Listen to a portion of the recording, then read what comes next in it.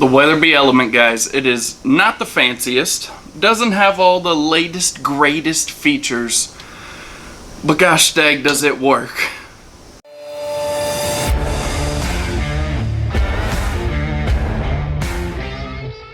Welcome back to the channel, guys. Today I wanted to take a minute and talk about my kind of personal favorite daily driver shotgun. This one is the Weatherby Element. I bought this one first of the two you see on the table, which we'll get into in a moment.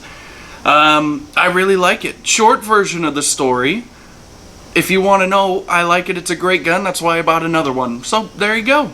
If you want to see some more details than that, obviously, that's probably why you're here, so stay tuned. We're going to talk about the price point, reliability, functionality, and why I think it's a Stoeger stomper.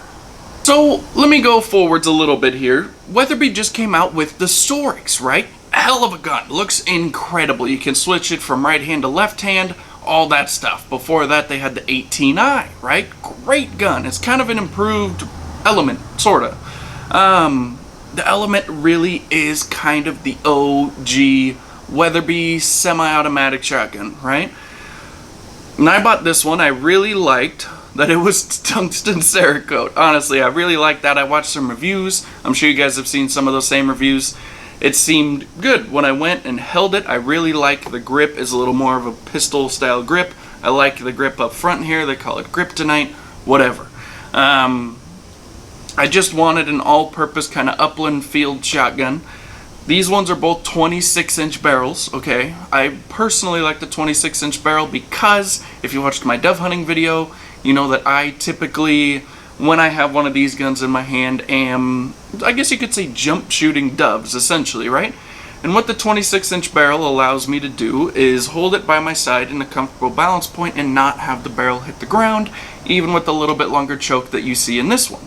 Going back to the 18i and the Storix and everything, obviously those guns are a lot more money, right? These guns are really a bargain for the level of quality that they are and the reliability that I've had with mine, okay? Typically, depending what, pattern and paint job you get and everything, you can get straight black, you can get camo. My dog wants to come hang out with us. Hi, buddy. Hi, babies. Anyways, you can typically pick these up. MSRP somewhere between $500 and $800 for the most part. So, really not too bad. You can buy them for a lot less than that nowadays too, because they came out with those other two shotguns, like I mentioned, 18i a while ago, Storix more recently. You guys can tell, mine are both the tungsten Cerakote. Now, why did I get the tungsten? Well, as you can see, I like the tungsten. That's why my 1911 is the tungsten. And in the 20 gauge, I got it because they look the same, so my wife can't tell them apart. In all seriousness, guys, I like it. I don't really care about camo on a shotgun, to be honest. I don't take these guns. I have taken these guns waterfowl hunting, well, this one. But camo on the shotgun, to me, isn't that much of a difference. So obviously, if it's Cerakoted, you want it to be super durable and hold up really well, right? The 20 gauge hardly has any rounds through it, to be honest, so it's holding up really well. One thing about the 20 gauge inertia shotguns, don't have the best reputation for lighter loads in the 20 gauge, right? Just obviously when you're shooting a really light load in a 20 gauge, it doesn't give off a lot of inertia. So some of them have a bit of a reputation for not being as reliably cycling and things like that. This one, with just the limited amount of rounds I have through it, I have had no problems. I shot a few, heavier loads through it at first, they say that helps. And then I went right to the, dove or target loads, whatever you like to use, and they've been fine. Anyways, guys, tungsten Cerakote, you'd want it to hold up really well, right? Is that the case? Yes and no, right?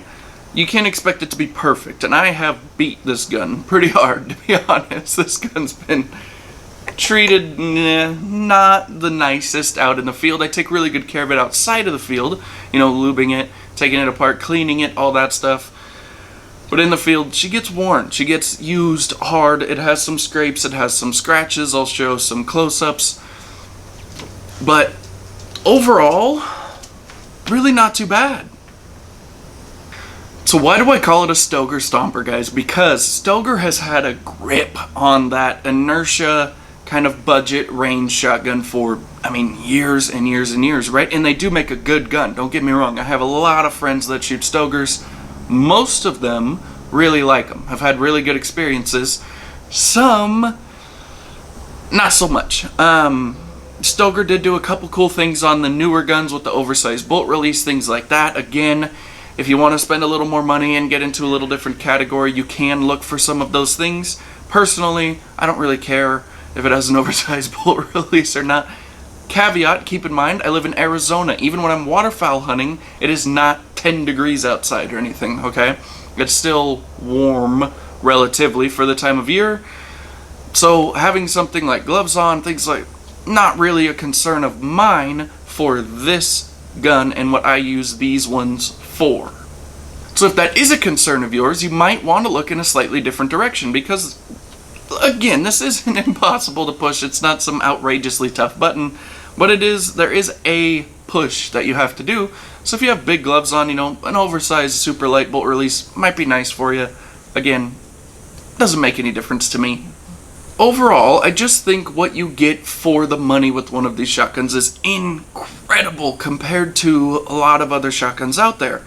Again, not the latest, greatest, not the fanciest, but I have put rounds and rounds and rounds through this 12 gauge. Never had a single hiccup. Not one single time did it jam, stovepipe, any of that stuff. If you guys watch TFL, I'll be fair, I'm not shooting over the head or anything like that, right? I'm just normal field use, and it is done really well.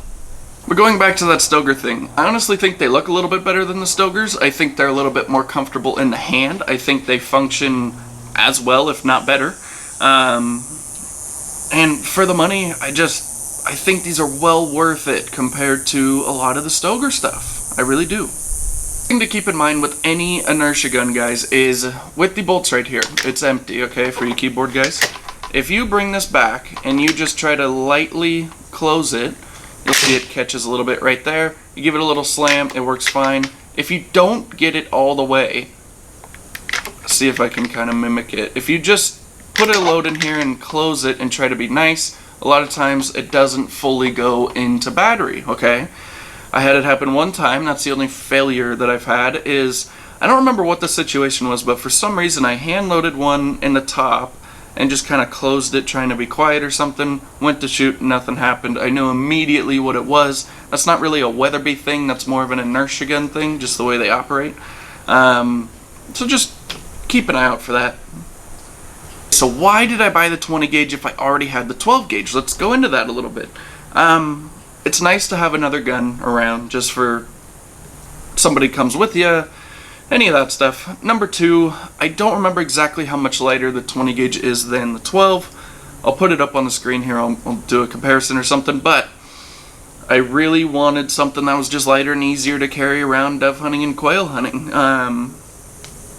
It's just lighter. It's actually a pretty big difference when you put them kind of up next to each other, like right in front.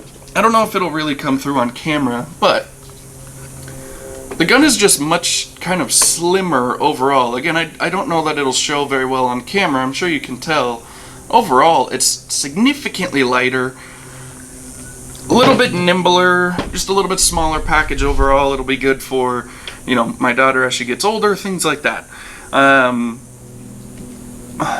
As you can imagine, if I didn't like this one, I wouldn't have bought that one.